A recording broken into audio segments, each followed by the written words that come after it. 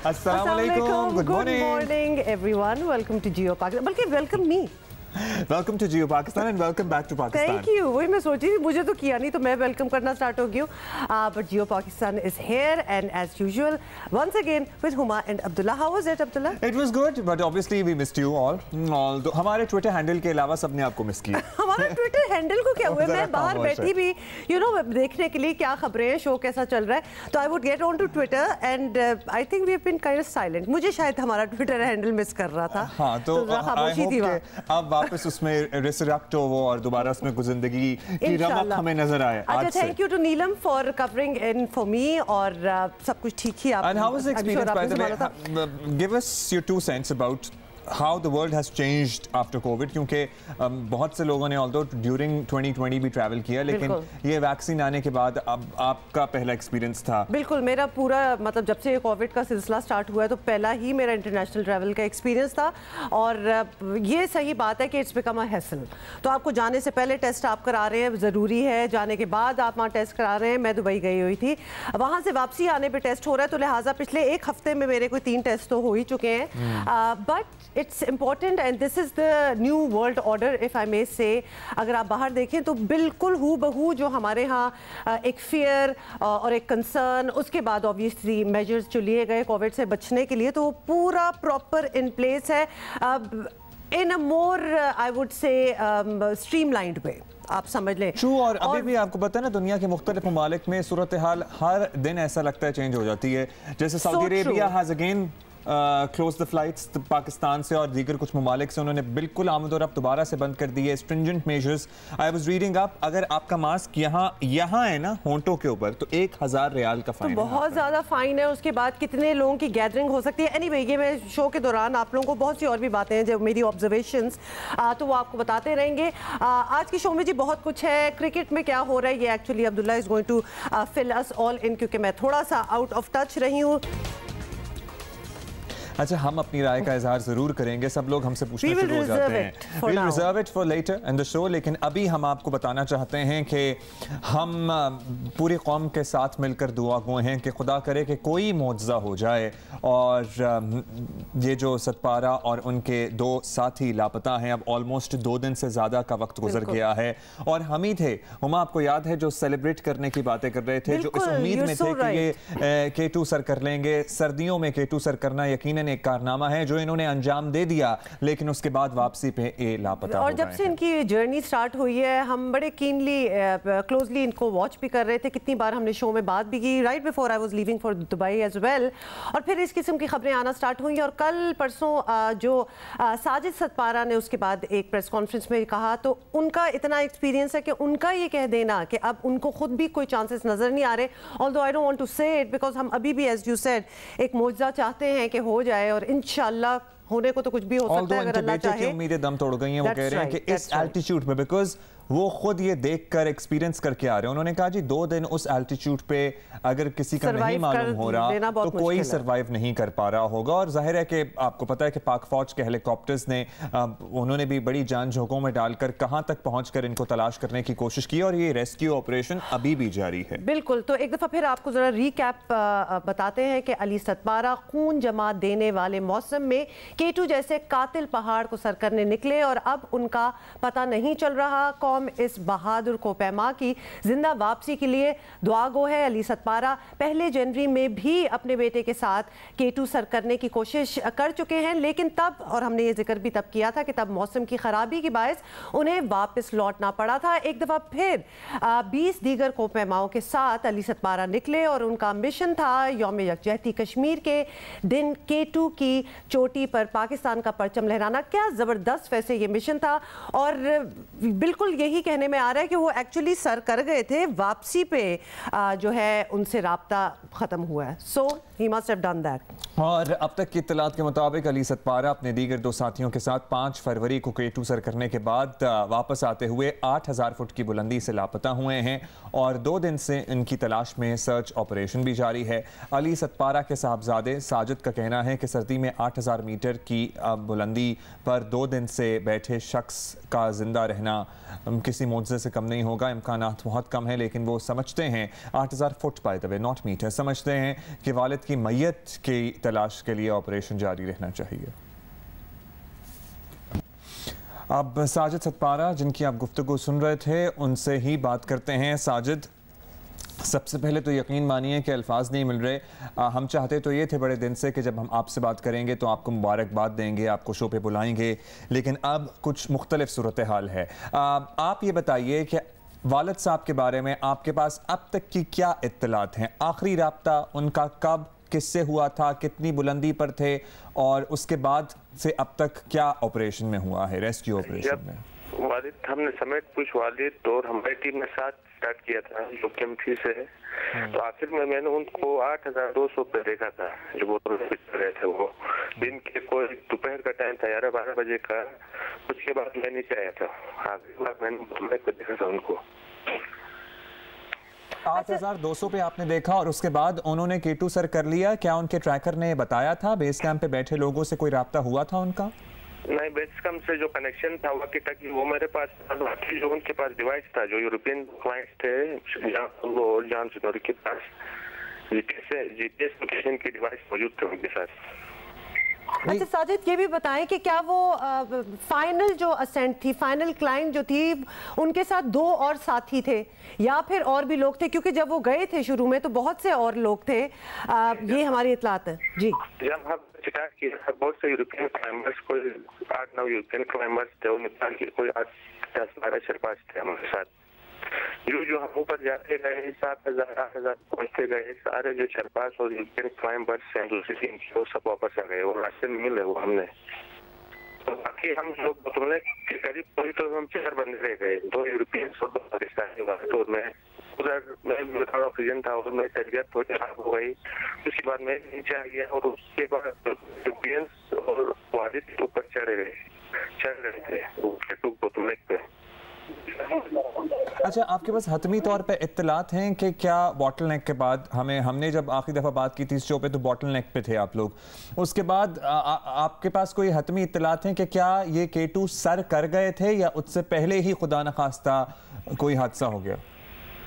जो केटू का जो मोस्ट टेक्निकल पार्ट, क्योंकि मैं भी क्लाइंबर हूँ और 2019 में मैंने केटू सबमिट किया है, उनसे बात है कि केटू का जो मोस्ट टेक्निकल पार्ट है वो बोतल के और उस पर वो चढ़ रहे थे। क्रैश नहीं किया था उन्होंने, तो उस पर चढ़ रहे थे दोपहर के टाइम। और उसका शाम को अभी कि शाम को कोई 6 बजे उनका फिर से वो कनेक्शन हुआ है तुराए का, सैटेलाइट फोन हुआ है वो जॉनसन। तो उसके मुताबिक मुझे लगता है कि उन्होंने सब करके वापसी तो उनके साथ। अच्छा, आपको ये लगता है कि वापसी पे कुछ हुआ है? जी, आपकी आवाज़ मैं साथ ऑडियंस को भी बता दूं कि साजिद की आवाज़ हमें भी थोड़ी सी टूट के आ रही है। लेकिन फाइनली साजिद, आपसे ये ज़रूर पूछना चाहेंगे, आपका एक्सपीरियंस है, हम लोगों को तो कोई अंदाज़ा नहीं है कि वहाँ कंडीशंस क्या होती हैं। आपके एक्सपीरियंस में भी इस बार जो कंडीशंस थी, नेचुरली एक तो सर्दी में ये अटैम्प्ट हो रहा है, विंटर टाइम में ये एक्सपेडिशन हो रहा है, तो बहुत चैलेंजिंग कंडीशंस थी, बहुत मुश्किल कंडीशंस थी आपके अंदाजे में भी? नहीं, वो केटू जो दुनिया में कह रही थी कि इम्पॉसिबल है, लेकिन पहले जो सरपंच ने क्लाइम किया था इस साल ना, वो 16 जनवरी को उन्होंने क्लाइम किया था। और अभी जो रूट की कंडीशन भी ठीक थी इस साल जो विंटर केटू की ना। और क्लाइमिंग में जो अक्सर मैं देखता हूँ कि जो अक्सर एक्सीडेंट होते हैं 90% जो केटू क्लाइम करके अगर कोई बंदा माउंटेन चढ़ता है तो वापसी पे उनके 90% वाकयात वापसी पे होते हैं जो समेट करके नीचे आते वक्त उस तरह का वो हादसात होते हैं। तो क्या इम्कानात हैं? अभी रेस्क्यू ऑपरेशन जो टीमें लीड कर रही हैं उनसे आपका राब्ता हुआ? आप उन्हें ज़ाहिर है बेहतर गाइड कर सकते हैं कि वो कहाँ देखने की कोशिश करें और क्या उम्मीद रखें हमें, हम क्या तवक्को रखें कि अब क्या हो सकता है? क्या कोई पॉसिबिलिटी है कि ये लोग महफूज हों किसी मकाम पर? नहीं, क्लाइंबर मैंने देखा है नॉर्थ माउंटेन को, मैं वालिद के साथ था 8200 के वालिद और उसकी टीम के साथ था। और अभी जो विंटर में है, अगर बंदा विंटर में 8000 से ऊपर कोई 1 घंटा भी रहता है बगैर विदाउट ऑक्सीजन या किसी सेफ्टी प्रिकॉशन के, तो बस तो नहीं सकता। अभी 3 दिन हो गए उनका कनेक्शन नहीं है 8000 से ऊपर, और हाली भी फ्लाई नहीं कर सकता 8000 से ऊपर, क्योंकि मैं बहुत रेस्क्यू मिशन में गया हूँ उधर। तो इस तमाम उनको मत नजर रखते हुए मुझे लगता है कि उनकी बात जितने की चांस सुना होने के बराबर है। तो अब ये कैसे मुमकिन होगा कि अगर उनकी हमें कहना तो नहीं चाहिए, लेकिन अगर उनकी हमें किसी भी सूरत में तलाश करनी है, किसी भी हालत में हो, ज़ाहिर ढूंढना तो है। आप कह रहे हैं कि उनके सर्वाइव करने के चांसेस ना होने के बराबर हैं, तो अगर उनकी मैयत तलाश करनी है तो किस तरह से मुमकिन होगा? क्या क्लाइंबर्स को जाना पड़ेगा, क्योंकि हेलीकॉप्टर भी ज़ाहिर एक हाइट से ऊपर तो नहीं जा सकेगा?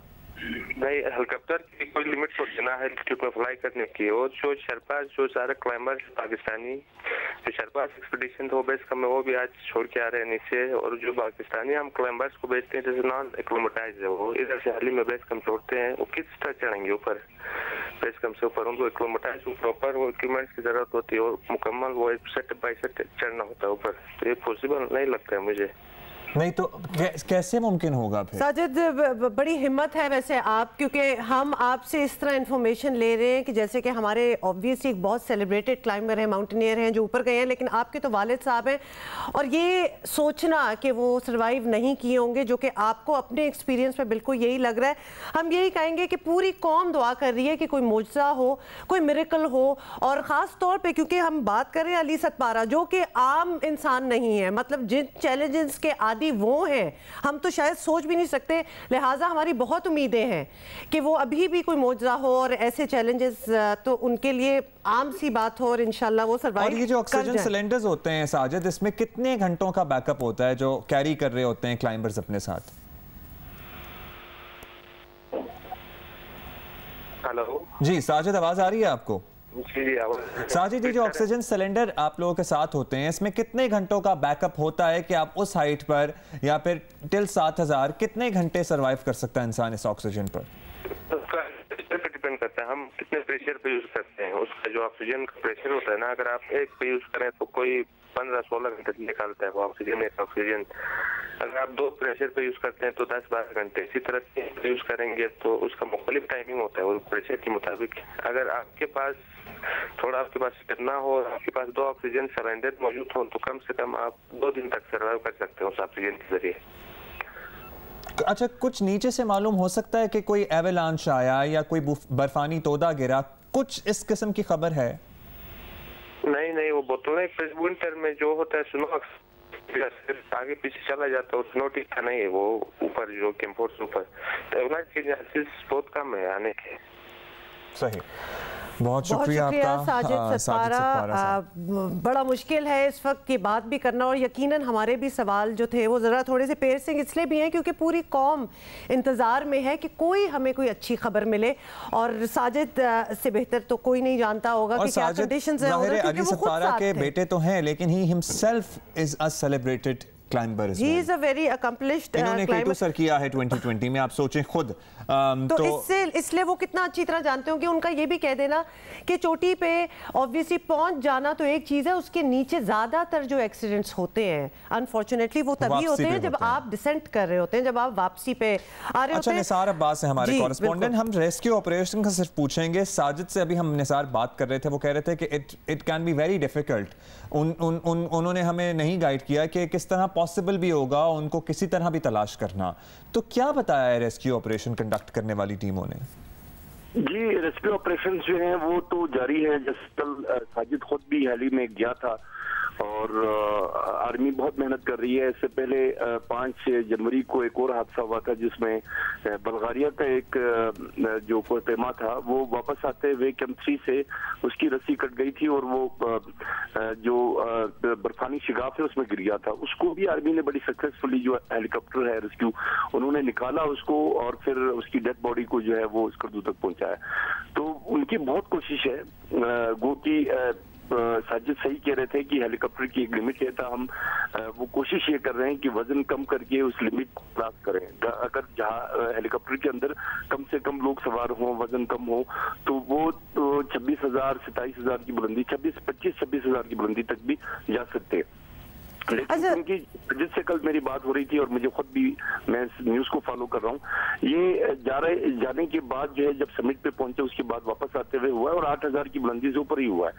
तो जो कुछ भी होना है 8000 की बुलंदी पे होना है, वहाँ से रिकवरी भी वहीं से होनी है। और अगर अच्छा निसार, आप जो डिटेल दे रहे हैं और साथ हम विजुअल्स भी चला रहे हैं, ये हमारे लिए एक आम इंसान के लिए एक फिल्मी सीन है कि रस्सी कट जाना, वहाँ से कोई एक्सीडेंट हो जाना, मतलब हम इमेजिन भी नहीं कर सकते कि ये क्या कंडीशन, हम एक्चुअली ये भी नहीं इमेजिन कर सकते कि हम जाएं और इस किस्म का चैलेंज जो है वो अपने सर ले। आप हमें ये बता दें जल्दी से कि आज का मिशन जो है हेलीज का, जो आर्मी के थ्रू ये हो रहा है, आज भी जारी रहेगा? मौसम इस काबिल है कि ये मिशन आज भी, रेस्क्यू मिशन जो है ये आज भी जारी रहे? जी, ये मौसम आज थोड़ा सा क्लाउडी है और हवा के दबाव भी ज्यादा होने का इम्कान है, लेकिन कल से मौसम बड़ा अच्छा है।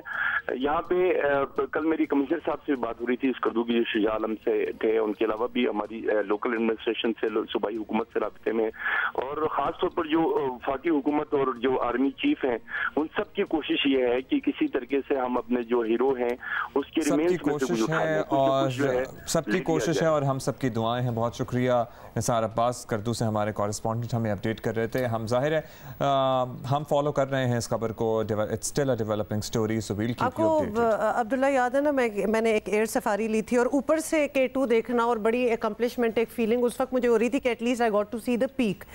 अब उसमें अंदाजा करें कि कोई उसको सर करने की कोशिश कर रहा हो और कर रहे हो, मतलब ये तो अपने सेकंड थर्ड मतलब ये आगे की अटेम्प्ट पे जा रहे थे। It is unbelievable and unthinkable for people like us. अच्छा जी, हम इस बारे में आपको बाखबर रखेंगे, लेकिन अभी हम आगे बढ़ेंगे और कराची से हमारे पास खबर यह है कि कराची में दहशतगर्दों के खिलाफ एक बड़ा ऑपरेशन हुआ है और CTD और दहशतगर्दों के दरमियान मुकाबले में एक दहशतगर्द मारा गया है, 5 को एक्चुअली अरेस्ट किया गया है और usually the other way around. हाँ, और दहशतगर्दों से असलहा, बारूदी मवाद और एक रिक्शा मिला है। हमें तफसील कौन बता रहे हैं? बिल्कुल जी, ज़ीशान शाह हमें तफसील बता रहे हैं। बताइएगा ज़ीशान, डिटेल्स क्या हैं? आज अलसुबह शाह लतीफ़ टाउन के इलाके में खुफिया इत्तला पर हसास इदारे और काउंटर टेररिज्म डिपार्टमेंट की टीम ने यहाँ पे एक ग्राउंड+1 की बिल्डिंग पे छापा मारा, जिसके बाद में एक भारी फायरिंग का तबादला हुआ और जिसके नतीजे में एक दहशतगर्द हलाक, जबकि 5 को गिरफ्तार कर लिया गया। मैं अपने साथी कैमरा में नासिर को उनका मनाजिर दिखाएं कि ये वो इमारत है जहाँ की इत्तलात थी, जिसके बाद में CTD ने और हसास इदारे ने यहाँ पे आके ऑपरेशन किया। मैं अपने साथी कॉरेस्पॉन्डेंट तला हाशिमी भी हमारे साथ मौजूद हैं। रात में तला ने भी हमसे साथ में इसको कवर किया था। तला से मैं सवाल तफसीलात जानना चाहूँगा। देखिए ज़ीशान, ये इंतहाई अहम डेवलपमेंट है और इसको कहा जा सकता है कि अब तक इस शहर में होने वाली इस साल की ये शायद इस रीजन की सबसे बड़ी डेवलपमेंट है। इसमें जो दहशतगर्दों को एक को हलाक किया गया है उसको हाई प्रोफाइल टेररिस्ट बताया जा रहा है और उसको जो हौसला एजेंसीज़ हैं उसका कारिंदा बताया जा रहा है। इसके साथ साथ जो 5 दीगर दहशतगर्द जिन्हें गिरफ्तार किया गया है वो भी उसी हौसला एजेंसी के उस पर काम कर रहे थे और ये कराची में दहशतगर्दी की बहुत बड़ी वारदात करने जा रहे थे। यहाँ पे जो मैं आपको बताऊं कि ये जो आपने घर देखा, इस घर के अंदर एक जो दहशतगर्द मारा गया है वो ग्राउंड फ्लोर पे था। इसके साथ साथ जो बाकी दहशतगर्द थे वो फर्स्ट फ्लोर पे थे और इसको टाइम लगा वो इस वजह से लगा क्योंकि बहुत ज़्यादा मुनज़्ज़म थे, ट्रेंड थे और जो उनके पास वेपन्स थे, एक्सप्लोजिव थे, वो बहुत ज़्यादा ख़तरनाक थे। जो रिक्शा इन्होंने तैयार किया था, इस हवाले से एक थ्रेट लेटर हाल ही में नेक्टा ने जारी किया था, उस हवाले से हमने बताया था। इससे पहले जो जनवरी के अवाइल में एक थ्रेट लेटर जारी हुआ था जिसमें बताया गया था कि जो हुसैन एजेंसीज़ के दहशतगर्द हैं वो कराची में दहशतगर्दी प्लान करें। ये बहुत बड़ी डेवलपमेंट है और मैं अगर आपको और नासिर को कहूँ कि अगर आप ये हम इसको दिखाने की कोशिश करें अपने जो व्यूअर्स हैं वो देख सकते हैं कि ये घर को कुछ इस तरह प्लान किया गया था, बनाया गया था कि यहाँ पे आप ये देख सकते हैं कि ये जो है खिड़की इस तरह इसके चारों तरफ और इस घर को ख़ास मकसद के लिए हासिल किया गया था। आप ये देख सकते हैं कि जो फायरिंग हुई थी, जो APC है, आपने इसको देखा, हमने इसको देखा, ये किस कदर फायरिंग थी। आप देख सकते हैं कि इसके चारों तरफ कुछ है नहीं और चारों तरफ से इस पर नज़र रखी हुई थी जो दहशतगर्द थे उन्होंने, और जो कार्रवाई की है वो हसास इदारों की पोटेंशन पे CTD ने की है। जैसा कि तला हाशमी ने बहुत तफसील से बताया जो इस इलाके के अंदर जो यहाँ के डायनामिक्स हैं और इस हवाले से जो थ्रेट अलर्ट्स पहले से जारी हुए थे। मैं साथ साथ ये बताया चलूँ कि तकरीबन 2 हफ्ते से इस जगह की पोटेंशन हुई थी और इस हवाले से 2 हफ्ते से हसास इदारे और CTD इस जगह के ऊपर काम कर रहे थे और उसके बाद में आज जब ये इंफॉर्मेशन बिल्कुल मेच्योर हुई तो उसके बाद में इंटेलिजेंस बेस्ड एजेंसीज और CTD ने यहाँ पर छापामार कार्रवाई की, जिसके नतीजे में एक दहशतगर्द हलाक हुआ जबकि 5 ज़ख्मी हुए। Thank you Talha, thank you Zeeshan. काफ़ी बड़ी डेवलपमेंट बताया जा रहा है और काफ़ी बड़ी कार्रवाई है। खुदा न खास्ता अगर ये अपने मज़मूम मकासद में कामयाब हो जाते दहशतगर्द तो काफ़ी तबाही हो सकती थी। जनूबी अफ्रीका के खिलाफ होम सीरीज़ जीतने के लिए पाकिस्तान को 9 विकेटें दरकार हैं और मेहमान टीम को 243 रन्स। पिंडी टेस्ट का आखिरी दिन सनसनीखेज बनता नजर आ रहा है। मैच का नतीजा कुछ भी हो सकता है। अच्छा, यूजुअली इस दिन तक मैच डिसाइड हो जाता है, लेकिन आज फिर वो सिकंदर सूरत हाल है कि कुछ भी हो सकता है। नहीं, एक्चुअली लोग डर क्यों गए? कल आपको पता है क्या किया वेस्ट इंडीज ने? क्या 395 रन चेस कर गए। 395। ओह माय गॉड, कल की बात है ये। बांग्लादेश में मैच हो रहा था, उनको टारगेट मिला था 395 का। दे चेस्ड इट और उनमें से एक जो उनका बैट्समैन था जिसका डेब्यू था उसने 200 कर दिया। तो सारे जो लोग थे कल मैसेजेस यही शुरू हो गए, लोग डर गए कि ये क्या हुआ। अब एक महीना पहले आपने देखा होगा कि भारत ने 334 से 332 रन जो है चेस किए। तो ये एक चेस करने का ये जो नया रिवाज आया पहले नहीं था। तो ये ज्यादा मुश्किल काम विकेट लेना है या ज्यादा आसान काम? क्या मुश्किल काम है? रन करना है ज्यादा मुश्किल काम? रन करना मुश्किल होता है। अभी भी मैं समझता हूँ 245 इज अ विनिंग टोटल। कि आप एक दफा एक विकेट गिरेगी, आप देखिएगा हंगामा खड़ा हो जाएगा, सब लड़के ऊपर चढ़ जाएंगे, गेंद आपको स्पिन होता हुआ नजर आएगा, स्विंग होना नजर आएगा। ये एक अजीब सा एक साइकोलॉजिकल इम्पैक्ट भी होता है कि क्रिकेट के अंदर, टेस्ट क्रिकेट के अंदर ऐसा लगता है कि कुछ नहीं हो रहा, फिर अचानक विकेट गिरती है तो लगता है सब कुछ होना शुरू हो गया। तो अभी भी पाकिस्तान का बहुत अच्छा टाइम है, मगर देखें साउथ अफ्रीकन इतना अच्छा नहीं खेल रहे। अगर वो अच्छा खेल रहे होते तो ये टफ टाइम और ज़्यादा देते पाकिस्तान को। अगर इस इनिंग में वो बहुत अच्छा खेल गए तो फिर वाह है उनकी, मतलब है कि you can't do anything about. But otherwise हम इसी मैच को देख लें, पिंडी टेस्ट को, आपको पहली इनिंग और उसके बाद अब तक की परफॉर्मेंस हमारी सेटिस्फैक्टरी लगी? नहीं, इतनी नहीं है, टॉप ऑर्डर की नहीं है। जो लोअर ऑर्डर है वो बहुत स्ट्रॉन्ग जा रहा है। आप देखें कि ये पहली दफ़ा हमें, मुझे तो इस पर खुशी हुई है कि जो लोअर ऑर्डर है, हमारे यहाँ ये होता था टेल आई और चले गई, मगर इस दफ़ा सेकेंड इनिंग में अब दुमा टक गई है। 5 जो हैं वो 75 पे आउट हुए और आखिरी के 5 200 कुछ पे आउट हुए, 229 पे आउट हुए। तो which is actually kind of promising as well. मगर ये कि टॉप ऑर्डर को तो रन्स करना है ना, टॉप ऑर्डर उनका तो काम ही है, काम ही है। हाँ, तो वो नहीं कर रहे, नीचे वाले कर रहे हैं। इसमें रिजवान से शुरू होते हैं और रिजवान ने ऑब्वियसली बहुत ही आउटस्टैंडिंग इनिंग खेली, मैन ऑफ द मैच। मगर आज अगर कोई 100 कर गया गोरा तो फिर आप समझ जाएं कि उसका बेचारे का मैन ऑफ द मैच हो सकता है हट जाए। इसलिए कि ये सिचुएशन बड़ी ज़बरदस्त है और आज बड़ा मज़ा आना है मैच देखने। अच्छा, लेकिन एक्सपेक्टेशन आज की क्या रखी जाए? देखिए, मैं तो समझता हूँ अभी भी अब यहाँ पे जो है ना सबसे बड़ा टेस्ट किसका है? बाबर आजम का, कि how he leads the team, किस तरह वो चेंजेस करता है, क्या प्लानिंग के साथ आता है। ऑब्वियसली उसको ब्रीफिंग तो दी होगी कि जी पहले घंटे में दोनों तरफ से अटैक करो, उसके बाद एक स्पिन और फास्ट बॉलर से अटैक करो, अगर मार पड़ने लग जाए, आउट ना हो रहा हो तो फिर एक तरफ से अटैक करो, एक तरफ से डिफेंस करो। रन्स भी तो रोकने ना, अगर आखिरी के 100 रन भी रहते हैं और हमें 7 आउट करने होंगे तो हम कर जाएंगे, मगर we have to have runs also और फिर हमें प्रेशर भी बिल्डअप करना है। अच्छा, 30 ओवर से ज़्यादा का खेल हो चुका है, बॉल रिवर्स स्विंग होने के क्या इम्कान बन गया होगा? इसलिए कि देखें रिवर्स स्विंग वहाँ ज़्यादा होने लगता है कि जहाँ पिचेस ड्राई हों, सराउंडिंग्स ड्राई हो तो जल्दी गेंद पुराना होता है और रिवर्स होना शुरू हो जाता है। तो ये अभी बनना होना 100% होना चाहिए। मगर वही बात है कि कल बहुत ही इजी खेल रहे हैं। साउथ अफ्रीका तो ऐसा खेल रहा था जैसे कुछ नहीं हो रहा, मगर आप देखिएगा जैसे ही एक आउट होगा हंगामा शुरू हो जाएगा पिच के ऊपर। चलें, we are looking forward to that हंगामा, कि जैसे ही आउट हो कुछ हंगामा शुरू हो जाए पिच के ऊपर।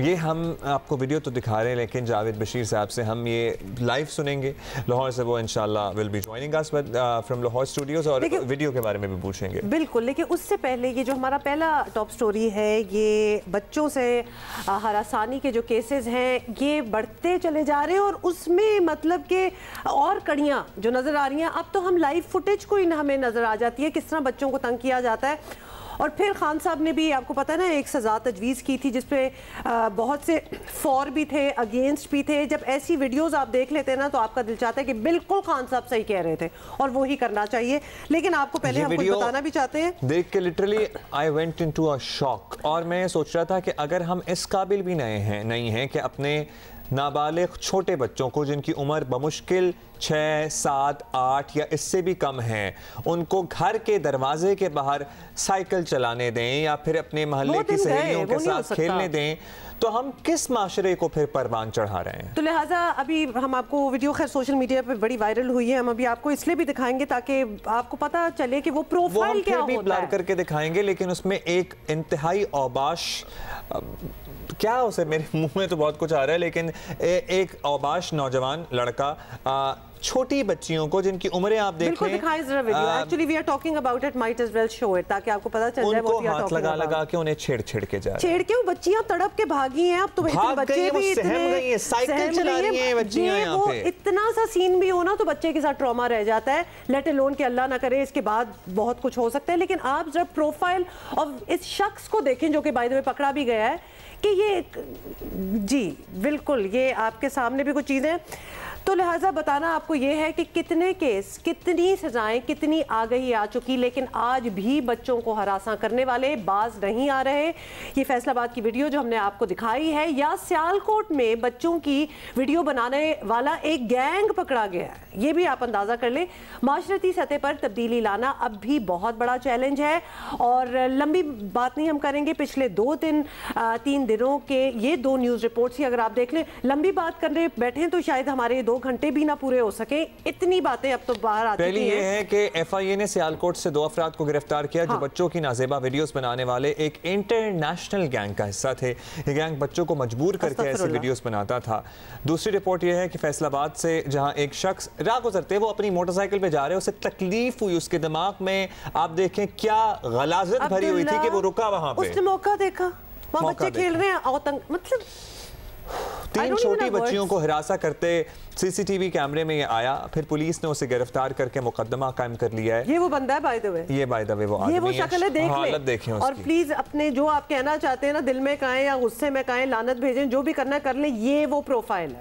ये अच्छी बात है कि इस नौयत के जराइम में मुलव्वस अफराद पकड़े जा रहे हैं, लेकिन फॉर इंस्टेंस ये सीसीटीवी वीडियो में ना कैप्चर होता तो बस खत्म हो गई थी बात। भाई उसके लिए तो ज्यादातर कैप्चर नहीं होते ना, 2 मिनट की बात थी ना, वो आया करके अपना काम चला गया। मुकदमात अब फाइनली कायम हो रहे हैं, लेकिन परेशान कुन बात यह है कि बच्चों के साथ हिरासानी करने वाले सख्त सजाएं हैं कवानीन के आने के बाद भी, ये लोग सुधर ही नहीं रहे हैं। इसके लिए माशरती तौर पर सबको मिलकर कोशिश करनी होगी। क्या ये जहनी बीमारी में तो इसे कहूँगा जो किस तरह ठीक करें हम। Child protection and welfare bureau Punjab की चेयरपर्सन सारा अहमद से ही पूछ लेते हैं। सारा, आपका काम भी बड़ा ही मुश्किल है, कहीं से बच्चों की नाजेबा वीडियो बनाने वाले पकड़े जा रहे हैं और कहीं उन्हें हरासा करने वाले। अच्छी बात है कि लोग पकड़े जा रहे हैं, तो इसमें पॉजिटिव यही बात है, लेकिन ये बात तो अच्छी नहीं कि ऐसे वाकयात ख़त्म नहीं हो रहे। मतलब हम जितनी बात करें, जितनी अवेयरनेस दें, वो और बढ़ते चले जाते हैं और निकलते आते हैं। तो माशरे के वो बच्चों के हकूक़ का अंदाज़ा कब होगा, सवाल तो यही बनता है। जी बिस्मिल्लाहिर्रहमानिर्रहीम। सबसे पहले तो मैं मजम्मत करूंगी ऐसे वाक़यात की जिनमें रोज़ बरोज़ इजाफा हो रहा है, चाहे वो चाइल्ड टॉर्चर के हैं, चाइल्ड सेक्सुअल अब्यूज़ या चाइल्ड पोर्नोग्राफी। ये भी अभी रिसेंटली जो चाइल्ड पोर्नोग्राफी का रैकेट अरेस्ट हुआ, ये सामने आया, ये भी बहुत ही अफसोसनाक वाक़या है और इससे हमारा मुल्क भी बहुत बदनाम होता है इंटरनेशनली। तो इसका जो मुझे हल सबसे आसान नज़र आता है वो ये है कि तमाम मुआशरा, जो हमारी पूरी सोसाइटी है, वो मिलकर इस पे काम करे। और कैसे काम करे कि आगाही जो है वो उसके थ्रू लोगों तक पैगाम पहुंचाया जाए, आम शहरियों तक भी पैगाम पहुंचाया जाए कि अगर वो बच्चों को इस तरह एक्सप्लॉइट करेंगे तो वो उनका पूरे जेनरेशन ख़राब कर रहे हैं और उसके बदले में पूरा मुल्क पे इसका असर पड़ता है। तो आई थिंक आगाही के थ्रू हर शहरी को अपना ये फ़र्ज़ समझ के कि चाइल्ड राइट्स भी एक राइट्स होते हैं। वेस्ट में तो एनिमल राइट्स पे इतना एम्फेसिस किया जाता है, तो हमारे यहाँ बच्चों के हुकूक को ही नहीं समझा जाता। मुझे लगता है इस पे बहुत ज़्यादा काम करने की। सारा साहिबा, फैसलाबाद वाली वीडियो में तो नज़र आता है कि बच्चियों को जैसे ही आत्म तहफ़्फ़ुज़ का एहसास हुआ, उन्होंने शोर मचाया और वो बंदा फिर भाग भी गया, घर में अंदर वापस जाने की कोशिश की, लेकिन फिर भी it took them a few seconds to realise कि उनके साथ हो क्या रहा है। तो ये कहा जा सकता है कि इन मामलात में कुछ आगही प्रॉबेबली पैदा हो रही है, बच्चों में भी गुड टच बैड टच जो हम सिखाने की कोशिश कर रहे हैं, या फिर कोई अनवांटेड इस तरह कोई अप्रोच करे तो बिल्कुल हल्ला बोल दो। मतलब ये चीज़ें लग ऐसा रहा है कि अब शुक्र है कि बच्चों को शायद समझ आ रही है। बिल्कुल मैं इत्तेफाक करूंगी और मैं अप्रिशिएट करूंगी उन बच्चों को जो कि अपना आवाज़ उठाते हैं और एक्सप्रेस करते हैं ताकि कोई आके उनको बचा ले या रिपोर्ट कर दे। तो मैं इनफैक्ट एक वाक़या हुआ था लाहौर में रिसेंटली और मैंने उधर स्पेशली उस बच्चे के घर पे गई जिसने आवाज़ उठाई, ही शाउटेड, जिसकी वजह से मोहल्ले वालों ने आके उसको बचाया और उसके साथ रेप नहीं हो सका। तो ऐसे इंसिडेंट्स को हमें अप्रिशिएट करना चाहिए और यही बात मैं पहले भी कह रही कि आगाही बच्चों में भी देनी है हमने, सिर्फ वालिदैन और असातिज़ा में नहीं, बच्चों में भी, ताकि अगर उनके साथ ऐसा वाक़या है उनको good touch and bad touch में फ़र्क पता हो, ताकि अगर कोई भी नाजेबा हरकत करने की कोशिश करे, कोई अब नॉर्मल एक्टिविटी हो तो वो लोगों को बताएं, वो अपने वालिदैन से शेयर करें। वैसे मतलब ऑब्वियसली बात तो है, लेकिन बच्चे बेचारे मतलब किस किस चीज़ से अब उनको अवेयरनेस देनी पड़ी है जिसकी शायद ज़रूरत ना पड़ती किसी ज़माने में। ऑल्दो वी कीप हेयरिंग कि हर ज़माने में इस किस्म की चीज़ें होती थी, अब ज़्यादा रिपोर्ट होती हैं तो सामने आ रही हैं। इट्स नॉट बिकॉज रिपोर्ट हो रही हैं तो ज़्यादा होना स्टार्ट हो गई हैं। सारा आपसे ऑब्वियसली हम यही पूछना चाहेंगे कि अब जो लोग पकड़े जा रहे हैं उन्हें ऑब्वियसली मिसाल बनाना होगा ताकि सबके लिए इबरत की निशानियाँ बने। ऑल्दो लोग सीखते भी हैं और नहीं भी सीखते और हम सुनने में आ जाती हैं चीज़ें। फिर ऑब्वियसली माशरती तब्दीली भी लानी है, तो इसके लिए हुकूमतें क्या कर सकती है, या फिर चाइल्ड प्रोटेक्शन ब्यूरो जिसको आप हेड करिए, ऐसे इदारों का रोल क्या हो सकता है? जी बिल्कुल, as I said swift accountability is the key to success. जब तक लोगों को इबरतनाक सज़ा नहीं मिलेगी इस चीज़ में हम कमी नहीं देखेंगे। तो इसके लिए चाइल्ड, सबसे पहले मैं अपने इदारे की बात करूँगी। चाइल्ड प्रोटेक्शन ब्यूरो क्या करता है कि FIR के सब, आपने देखा होगा फैसलाबाद इंसिडेंट हुआ, जो भी इंसिडेंट हुए हैं जो हमें रिपोर्ट हुए हैं, हम सबसे पहले अपनी मुद्दत में FIR कटवाते हैं। उसके बाद हम केस का फॉलोअप भी करते हैं और अपनी लीगल असिस्टेंस भी प्रोवाइड करते हैं ताकि मुलजिम को एक कड़ी से कड़ी सज़ा मिल सके एज़ पर द लॉ। तो ये तो हमारा रोल हो गया। इसके बाद जो बाकी हुकूमती आप रोल की बात करें, जैसे कि कुछ केसेस में FIA इन्वॉल्व होती है। चाइल्ड पोर्नोग्राफी का जो रिसेंट वाक़या हुआ है उसमें FIA ने अरेस्ट किए हैं लोगों को। तो इसी तरह जो इंटरनेशनल लॉ इन्फोर्समेंट एजेंसीज़ हैं उनका बहुत अच्छी कोऑर्डिनेशन होनी चाहिए हमारी लॉ इन्फोर्समेंट एजेंसीज़ के साथ, ताकि सब मिल के ऐसे जो जो गैंग्स हैं पोर्नोग्राफी के पीछे या बच्चों के साथ जो भी हुकूक, इनके बच्चों के हुकूक की पामाली होती है उसके पीछे उनके जो है उन पर मिल के एक्शन लिया जा सके और एक इबरतनाक सज़ा दी जाए और उसको मीडिया पे वायरल हो कि इस आदमी ने सेक्सुअल अब्यूज़ किया और इसके साथ क्या सज़ा हुई वो भी नजर आना चाहिए और मीडिया को भी ये बात हाईलाइट करनी चाहिए। अच्छी बात आपने की है कि उसे वायरल होना चाहिए।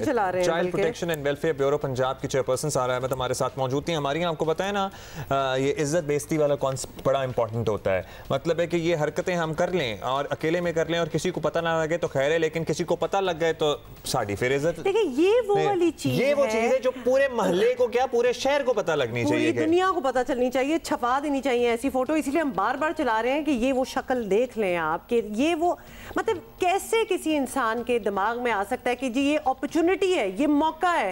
ये नहीं देखा कि वो 5 साल की बच्ची है या 12 साल की बच्ची है, बस अपॉर्चुनिटी देखिए कि आओ जी कुछ करें। और अगर वो बच्चियां ना रौला मचाती, शोर ना मचाती, अंदर ना भागती तो इसने तो उठा ले। एक बच्चे को खामोश करना में कितनी देर लगती है। खौफ आता है ये चीज़ें सोच के, but we have to make people aware. और ख़ास तौर पे अब बच्चे अपने आप को खुद ही बचाएंगे तो उन्हीं को सबसे पहले तो एजुकेशन देनी है कि इस सिचुएशन में क्या करना है। अच्छा जी, अभी हम आगे बढ़ेंगे और जरा कुछ सियासी मामलात उस पर जरा पेशरफ जरूर हो रही है। आपको पता है ना वो सीक्रेट बैलेटिंग और बिल्कुल बिल्कुल वाला मामला चल रहा है। इलेक्शन कमीशन की राय ना सुनी, सुप्रीम कोर्ट के फैसले का इंतजार ना किया, पार्लियामान को एतमाद में भी नहीं लिया। सेनेट इंतखाबात ओपन बैलेट के जरिए कराने के लिए सदारती ऑर्डिनेंस आ गया है। हुकूमत के लिए कानूनी मुश्किलात खड़ी हो सकती हैं। सेनेट इंतखाबात ओपन बैलेट से कराने का इरादा वज़ीर आज़म ने पिछले साल जाहिर कर दिया था और पिछले माह सदर डॉक्टर आरिफ अलवी ने सुप्रीम कोर्ट से रहनुमाई लेने के लिए रेफरेंस भी दायर कर दिया, जिसकी समाअत जारी है। आपको बताएं कि election commission of Pakistan supreme court में अपनी राय दे चुका कि सेनेट इंतखाबात बगैर आईनी तरमीम किए ओपन बैलेट से मुमकिन नहीं। पार्लियामेंट का सेशन शुरू हुआ तो हुकूमत ने तरमीमी बिल के लिए बिल ले आई, लेकिन इस दौरान अपोजिशन को एतमाद में ना लिया गया। हालांकि तरमीमी बिल की मंजूरी के लिए 2/3 अक्सरियत हुकूमत के पास नहीं थी। यहाँ दाल ना गली तो हुकूमत आखिरी ऑप्शन के तौर पर अचानक हफ्ते को सदारती ऑर्डिनेंस ले आई, लेकिन साथ ये भी कह दिया कि ऑर्डिनेंस के बावजूद सुप्रीम कोर्ट जो फैसला करेगी इलेक्शन वैसे ही होंगे। सुप्रीम कोर्ट केस सुन रही है और सुप्रीम कोर्ट का जो भी फैसला होगा हम उस फैसले को खुले दिल से तस्लीम करेंगे। पूरी कौम देख ले और दूध का दूध और पानी का पानी एक तरफ हो जाए कि कौन है जो करप्ट प्रैक्टिसेस को ख़त्म करना चाहते हैं और कौन है जो खरीदो फरोख्त को फ़रोग़ देना चाहते हैं। एक्चुअली सवाल भी बिल्कुल यही बनता है और उधर ऑपोजिशन भी यही पूछ रही है कि ऑपोजिशन समझती है कि ये ऑर्डिनेंस लाना ही बदनीयती है। तो ये सुप्रीम कोर्ट पर मैलिफाइड इंटेंशन लग रही है जी, ये सुप्रीम कोर्ट पर दबाव डालने जैसा ही है और इसे हर जगह चैलेंज किया जाएगा। सुने। सेनेट ओपन इलेक्शन के हवाले से सदारती ऑर्डिनेंस एक तरफ पाकिस्तान के आइन पे बदतरीन हमला है, तो दूसरी तरफ ये सुप्रीम कोर्ट की आज़ादी पर भी बदतरीन हमला है। अगर इसे दुरुस्त तस्लीम किया जाए तो कल एक सदारती ऑर्डिनेंस के ज़रिए 18वीं तरमीम रोल बैक करने का भी ऐलान हो सकता है। ये ordinance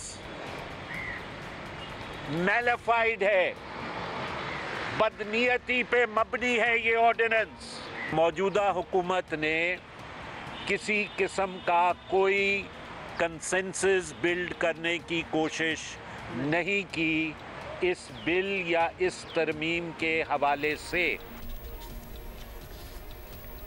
election commission of Pakistan को 11 फरवरी को सेनेट इंतखाबात के स्केड्यूल का ऐलान करना है। कानूनी माहिरीन के मुताबिक इस स्केड्यूल में ही बताना होगा कि इलेक्शन का तरीक़ाकार क्या होगा। 11 फरवरी यानी अभी जुमेरात को। बस अब देखते हैं कि ऊँट किस करवट बैठता है। इसी पे बात कर लेते हैं। सबसे पहले तो कानूनी राय जाने ना कि जब हुकूमत ऑर्डिनेंस ले आई है लेकिन सुप्रीम कोर्ट की राय भी अभी आना बाकी है, तो सीनियर कानूनदान इरफान कादिर साहब हमें गाइड करेंगे कि क्या सूरत हाल बन सकती है। कादिर साहब, thank you for joining us. बताइएगा कि सेनेट इंतखाबात ओपन बैलेटिंग से कराने का सदारती ऑर्डिनेंस आ गया। अब जो क्रिटिक्स हैं उनके मुताबिक पार्लियामेंट में ये बिल मौजूद है, इलेक्शन कमीशन की राय सामने आ चुकी है और सुप्रीम कोर्ट में रेफरेंस भी है। इन हालात में इस रेफरेंस की क्या हैसियत होगी?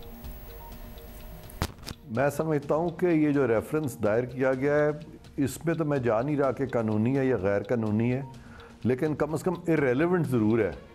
और जो चीज़ इर्रेलेवेंट होती है वो कुदरती बात है, वो कानून के मुताबिक हो नहीं सकती। तो मेरे नज़दीक ये जो सुप्रीम कोर्ट में रेफरेंस फ़ाइल किया गया है एक ऐसी चीज़ के बारे में जिसके बारे में कि आईन पाकिस्तान बिल्कुल क्लियर है और वहाँ पे साफ तौर पे लिखा हुआ है कि सवाए वज़ीर आज़म के और वज़ीर आला के तमाम इलेक्शंस जो हैं वो सीक्रेट बैलेट से होंगे, तो लिहाजा इलेक्शंस जो हैं वो तमाम सीक्रेट बैलेट से होंगे। आइन में हरगिज़ ये नहीं लिखा हुआ कि आर्टिकल 226 जो है वो सेनेट के इलेक्शंस को अप्लाई नहीं करता। तो ऐसी चीज़ अगर आप ले जाते हैं सुप्रीम कोर्ट के पास कि ये इस उम्मीद से कि सुप्रीम कोर्ट कुछ ऐसी बात कर दे जो कि ख़िलाफ़ आइन हो, तो मैं समझता हूँ कि इससे ज़्यादा इर्रेलेवेंट और गलत रेफरेंस हो नहीं सकता। अच्छा इरफान कादिर साहब जी, बिल्कुल। तो इन दैट केस अब सुप्रीम कोर्ट का किरदार यहाँ सबसे अहम हो जाता है क्योंकि ये मामला वहाँ ज़ेरे समात है। तो क्या अब कोर्ट ये केस रूटीन के मुताबिक सुनती रहेगी? इस मामले की आईनी तशरीह भी ऑब्वियसली बड़ी ज़रूरी है। देखें, इसमें आईनी तरमीम जहाँ होनी होती है वहाँ सुप्रीम कोर्ट की आईनी तशरीह की कोई हैसियत नहीं है, क्योंकि तशरीह की तो वहाँ पे बात आती है जहाँ के आइन के किसी आर्टिकल में कोई मुबहम सूरत हाल पैदा हो जाए। यहाँ पे कोई उभाम है ही नहीं आर्टिकल 226 में, लिहाजा सुप्रीम कोर्ट से एक ऐसी चीज़ करवाने जा रहे हैं जो कि आइन के मुताबिक नहीं है। तो इस तरह की तशरीह के लिए सुप्रीम कोर्ट में जाना मैं फिर कहूँगा कि बेमानी है। कादिर साहब शुक्रिया आपका। You have made it pretty much clear कि इसमें इबहाम ही नहीं है। आर्टिकल 226 में वाज़े तौर पर लिखा हुआ है कि सिवाय वज़ीर आला और वज़ीर आज़म के बाकी तमाम इंतखाबात सीक्रेट बैलेटिंग के जरिए होंगे। ज़ाहिर है उसको आइनी तरमीम लाकर तब्दील किया जा सकता है, लेकिन सुप्रीम कोर्ट ने तो मौजूदा आइन की ही तशरीह करनी है ना। और ज़रा थोड़ा सा बड़ी जल्दी में कर दिया गया, जिस तरह इनका कहना भी था कि थोड़ा सा इर्रेलेवेंट हो गया है। हमारे पास बड़े एक और स्पेशल गेस्ट भी हैं, तो उनसे भी थोड़ी सी बात कर लें और फिर जावेद साहब तो हैं ही, उनसे भी एक गाना और सुनेंगे। अच्छा, अगर किसी का कद आपको पता है दूसरों के मुकाबले में ज़रा छोटा हो तो ये भी एक तरह की जिस्मानी कमज़ोरी समझा जाता है। आमतौर पर इन लोगों की ज़िंदगी कहीं मुश्किल हो जाती है। करक के आमिर हुसैन के साथ भी यही मामला था और इन मुश्किल हालात में भी आमिर हुसैन ने पढ़ाई नहीं छोड़ी और अपनी फील्ड की सबसे आला डिग्री हासिल की, यानी डॉक्टरेट ऑफ फार्मेसी हासिल कर चुके हैं। ये अज़्म हिम्मत की इस मुनफरिद कहानी से मुताल्लिक मज़ीद जानने के लिए आमिर हुसैन हमारे साथ मौजूद हैं। बहुत बहुत शुक्रिया आमिर हुसैन, आपने हमें ज्वाइन किया है। कुछ आपसे पहले तो हम जानना चाहते हैं कि सबसे पहले हमें बता दें कि इब्तदाई ज़िंदगी कैसी थी आपकी? क्या आपका कद पैदाइशी तौर पर ही छोटा था और कितनी मुश्किलात आपने देखी बचपन में ख़ास तौर पे? जी हाँ, मेरा कद पैदाइशी तौर पर छोटा था। इब्तदाई ज़िंदगी में बहुत सारी मुश्किलात का सामना किया, ख़ास करके जब मैं स्कूल जाता था। मेरा स्कूल 8 किलोमीटर दूर था, तो मेरे लिए कोई पर्सनल गाड़ी ट्रांसपोर्ट नहीं थी। मैं आम तौर पर गाड़ी जहाँ लोकल गाड़ी इस्तेमाल करता था।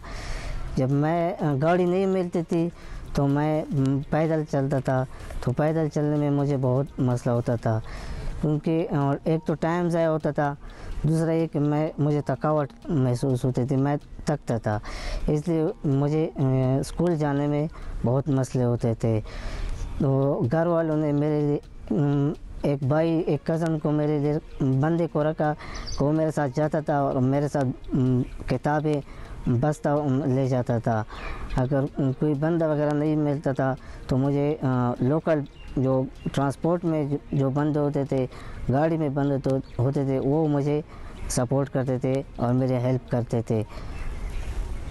जिस तरह सोशल लाइफ थी, सोशल लाइफ में मैंने बहुत तकलीफ़ात का सामना किया, बहुत तकलीफ़ात मैंने बर्दाश्त की, लेकिन मैंने सबको इग्नोर किया और सब बर्दाश्त किया ताकि मैं आगे जा सकूं और अपनी तालीम जारी कर सकूं। कोई अंदाज़ा नहीं कर सकता कि ये कितनी चैलेंजिंग बातें हैं, कितना चैलेंज है, कितना मुश्किल है घर वालों की सपोर्ट, लेकिन बड़ी इंपॉर्टेंट जो आपको हासिल रही। अब आगे का इरादा हम आपसे जानना चाहते हैं। माशाल्लाह PhD आपने कर ली है, जॉब वगैरह करते हैं, क्या है सिलसिला आगे, क्या करना चाहते हैं ज़िंदगी में?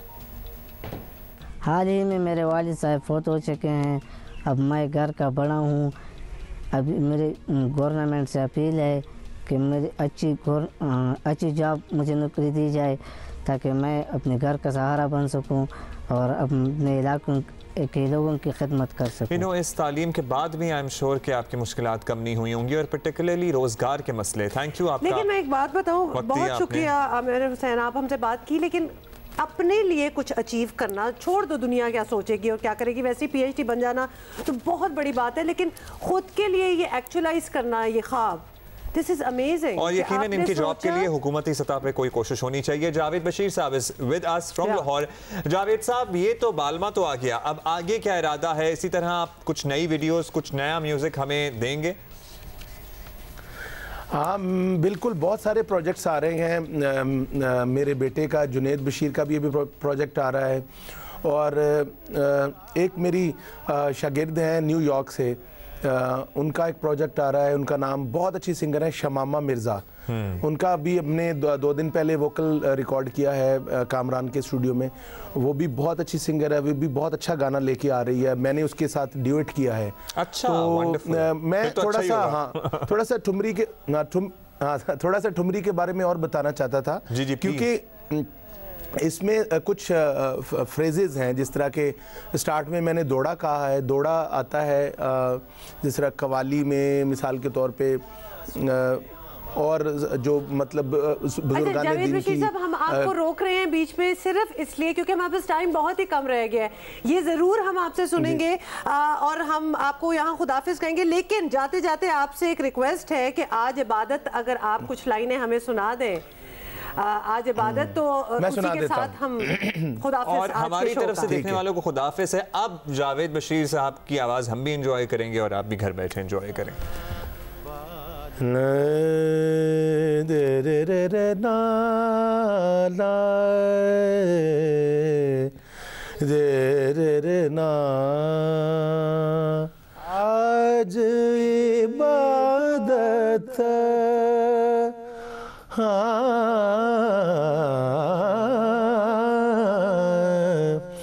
आज इबादत रूबरू हो गए।